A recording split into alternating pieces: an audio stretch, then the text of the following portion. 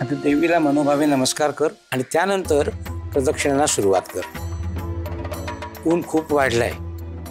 प्रदक्षिणा अनवाणीच करायच्या आहेत. आणि हो, खंड न पडू देता 108 प्रदक्षिणा सलग पूर्ण करायच्या. कोणाशीही बोलायचं नाही. मन विचलित अजिबात होऊ द्यायचं नाही. आणि मनात फक्त एकच विचार असला पाहिजे, तो म्हणजे तुझ्या सुखी संसाराचा. हो गुरुजी, पण तुम्हाला कसं कळलं की मी इथे व्रत करायला आले? अगं मुली, इथे ज्या बायका येतात त्या त्यासाठीच येतात. कोणी व्रत करायला आलंय किंवा कोणी व्रताचं पारायण करायला आलंय हे सांगावं लागत नाही.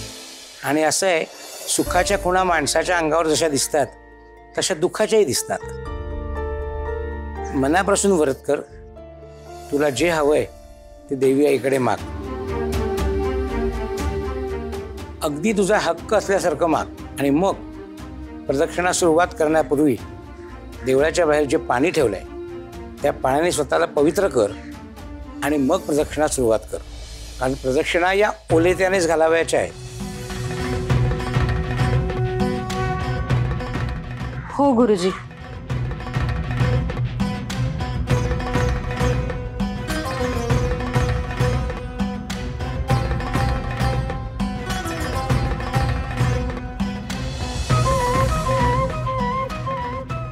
हा दिवा विसता कामा नये बरं.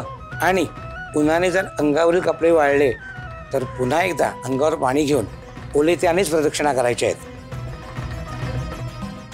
शुभम भवतु.